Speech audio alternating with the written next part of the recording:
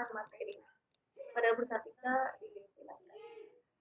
Ya, terima kasih rekan-rekanku Bunda Leli Melianti dan Bunda Eha yang hari ini setia kita bertiga untuk sharing.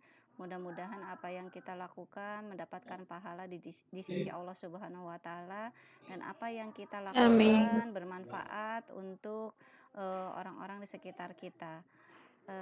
Baiklah, untuk mengawali saya ucapkan Assalamualaikum warahmatullahi wabarakatuh.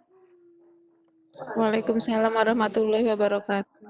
Alhamdulillah, hari ini hari Selasa Ramadan yang kelima, kita masih diberikan usia oleh Allah Subhanahu wa Ta'ala untuk beribadah. Mudah-mudahan apa yang kita lakukan bernilai ibadah meskipun itu adalah rutinitas dunia kita. Karena kalau rutinitas dunia diniatkan untuk akhirat, insya Allah bernilai ibadah. Termasuk kegiatan hari ini adalah sharing tentang bagaimana ikhtiar kita di dunia ini dalam tugas kita sebagai orang tua, yaitu terkait tema kali ini adalah tentang bagaimana pertumbuhan dan perkembangan anak-anak usia dini. Dan ini juga bernilai ibadah ya, Bunda Leli dan Bunda Eha. Nah, ini untuk awal membuka ingatan kita bagaimana sih tentang pengertian pertumbuhan, karena secara pengertian pertumbuhan dan perkembangan itu berbeda. Di sini kita pertama kali akan memahami bagaimana pengertian pertumbuhan. Pertumbuhan adalah bertambahnya ukuran fisik dan struktur tubuh sehingga dapat diukur dengan satuan berat, panjang badan dan lingkar kepala. Nah, ternyata berbeda nih pengertian perkembangan adalah bertambahnya fungsi atau kemampuan. Kemampuan apa saja? Yaitu kemampuan atau fungsi sensorik, motorik, kognitif, komunikasi atau berbahasa, kemudian bertambahnya fungsi atau kemampuan emosi sosial, serta kemandirian. Ini ya pengertian perkembangan. Kemudian ciri-ciri anak mengalami tumbuh dan berkembang diantaranya adalah ciri-ciri tumbuh kembang tersebut, yaitu diantaranya perkembangan menimbulkan perubahan. Tumbang itu singkatan ya, pertumbuhan dan perkembangan kita singkat tumbang. Tumbang tahap awal menentukan perkembangan selanjutnya. Karena kalau pertumbuhan ini, kalau awalnya sudah optimal, maka selanjutnya juga tidak ada kekhawatiran. Kemudian kecepatan pertumbuhan dan perkembangan setiap anak itu berbeda dari satu anak yang lainnya. Ada yang perkembangan satu anak ini cepat dalam motoriknya sehingga cepat berdiri, cepat berjalan. Anak yang lain malah sudah 1 atau 2 tahun belum bisa berdiri dan berjalan ada. Ada juga yang perkembangan bahasanya, berbicaranya, ada yang anak yang lebih cerewet, ada anak yang diam. Nah, itu tumbuh kembang itu ternyata kecepatannya itu berbeda dari satu anak yang satu dengan anak yang lain. Kemudian perkembangan berkolerasi ternyata dengan pertumbuhan. Contohnya, ketika pertumbuhan tulang kakinya bertumbuh dengan baik, maka perkembangan selanjutnya anak akan bisa berdiri dan berjalan. Kemudian perkembangan mempunyai pola yang tetap. Ya, bisa kita amati ketika anak-anak kita masih bayi. Dari mulai anak bisa miring kanan, miring kiri. Kemudian pola selanjutnya adalah anak bisa tengkurap, habis tengkurap bisa balik lagi, bisa telentang kembali. Kemudian bisa duduk, merangkak seperti itu. Jadi polanya tetap. Berikutnya perkembangan memiliki tahap yang berurutan. Ya, nggak mungkin anak yang baru bisa miring kanan, miring kiri tiba-tiba bisa berjalan gitu ya. Walau alam nggak ada ya yang seperti itu, karena memang perkembangan memiliki tahap yang berurutan. Ini prinsip-prinsip proses tumbuh kembang. Prinsip-prinsipnya adalah perkembangan merupakan hasil proses kematangan dan belajar. Kematangan merupakan proses intrinsik yang terjadi dengan sendirinya. Kalau belajar berasal dari latihan dan usaha. Jadi kalau perkembangan eh, apa proses kematangan itu kematangan mah dari dalam diri anak tersebut. Kalau belajar itu proses stimulasi dari lingkungan. Kemudian pola perkembangan dapat diramalkan. Terdapat persamaan pola perkembangan pada semua anak. Dapat diramalkan tuh maksudnya ketika anak baru bisa duduk, kita bisa diramalkan nih. Biasanya kalau udah bisa duduk, dia bisa ini nih, bisa berdiri gitu. Maksudnya seperti itu ya. Ada juga ini terdapat persamaan pola perkembangan pada semua anak. Polanya sih sama gitu, cuma nanti ada yang lebih duluan muncul apanya itu yang ada berbeda-beda. Kemudian faktor-faktor yang mempengaruhi tumbuh kembang. Ada faktor internal, diantaranya faktor internal itu adalah dari ras, etnik atau bangsa, dari suku, keluarga, umur, jenis kelamin, genetik dan kromosom. Ya, ini pengaruh dari tumbuh kembang untuk faktor internal. Ada juga faktor yang mempengaruhi tumbuh kembang secara eksternal, yaitu faktor masa kehamilan yang disebut dengan prenatal, kemudian ada masa persalinan. Kemudian yang ketiga adalah faktor eksternal. Yang ketiga pasca natal atau masa nifas.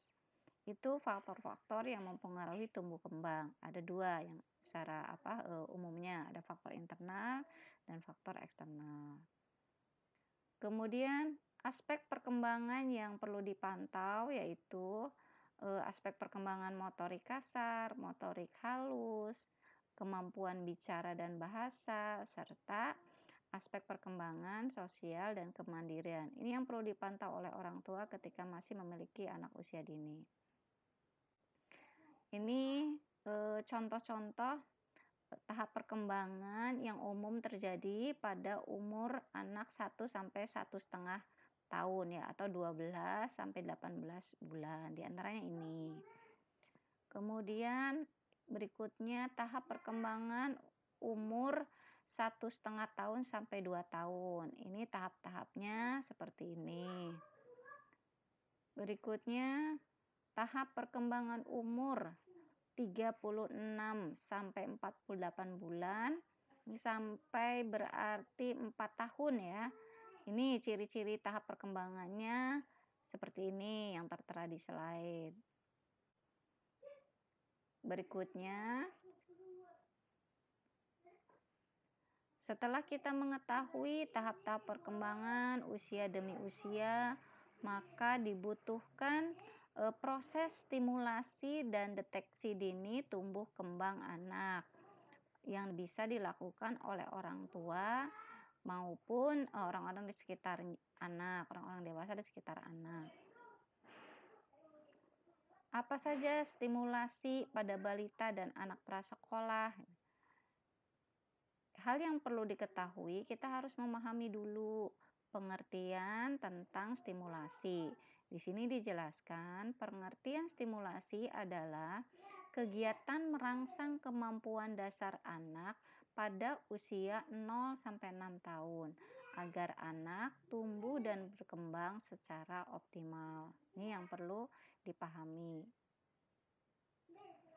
Berikutnya yang perlu dipahami kembali oleh kita sebagai orang tua dan orang dewasa di sekitar putra-putri kita, baik kita sebagai guru maupun saudara atau keluarga besarnya, yaitu tentang kebutuhan-kebutuhan dasar anak untuk tumbuh kembang optimal. Apa saja yang dibutuhkan?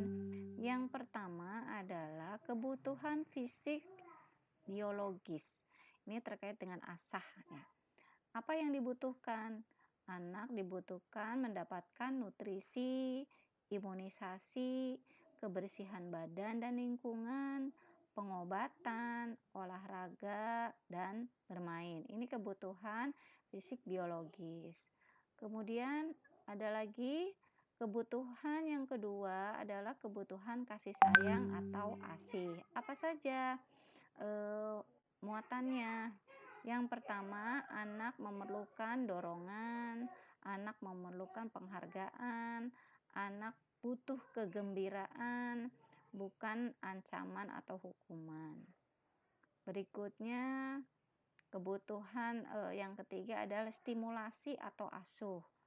Apa saja muatannya? Yaitu anak memerlukan pola asuh demokratik, sensoriknya, motoriknya, emosi sosial, bicara, kognitif, mandiriannya, kreativitasnya, serta kepemimpinan dan moral. Ini butuh pengasuhan demokratis. Nah, apa saja sih tujuan merangsang, tujuan untuk stimulasi ini adalah tujuannya merangsang semua fungsi dan kemampuan anak agar berkembang secara optimal. Apa yang dirangsang? Yang pertama adalah kemampuan gerak kasarnya, gerak halusnya, bicara dan bahasa, sosial dan kemandirian. Ini yang butuh dirangsang untuk anak-anak usia dini. Caranya seperti apa? Caranya adalah diantaranya menggunakan suara, kemudian menggunakan musik, alat musik, gerakan, perabaan, bicara, menyanyi, bermain, memecahkan masalah, mencoret, menggambar, dan beberapa hal yang sepadan. Kapan sih diberikan stimulasinya? Ternyata ini adalah yang harus kita berikan setiap kali interaksi dengan anak. Tidak perlu waktu yang khusus. Bisa misalnya saat memandikan anak, mengganti baju, saat berjalan-jalan, bermain di dalam mobil, nonton TV sebelum tidur dan sebagainya. Ini prinsip-prinsip dasar stimulasi yang harus kita pahami agar bisa dilaksanakan secara tepat. Prinsip dasar stimulasi yang pertama adalah penuh dengan rasa cinta dan kasih sayang.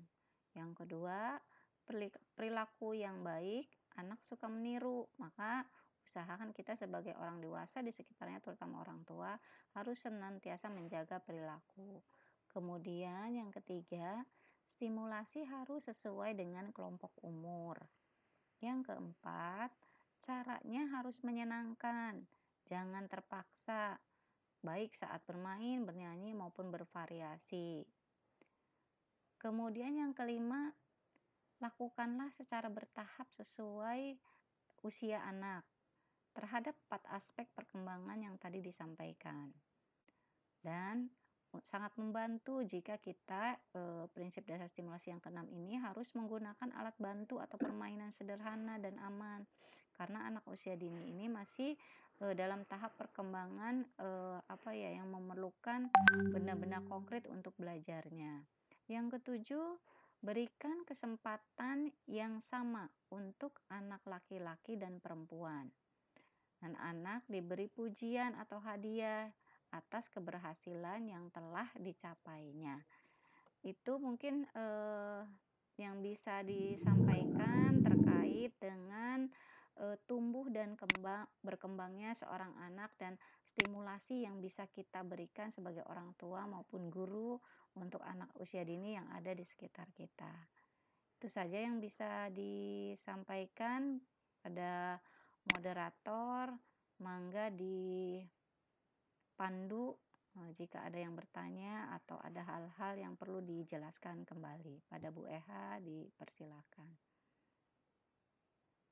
Ya, terima kasih bisa kita yang tadi sudah memberikan ilmu baru untuk kita semuanya tentang pertumbuhan dan perkembangan anak.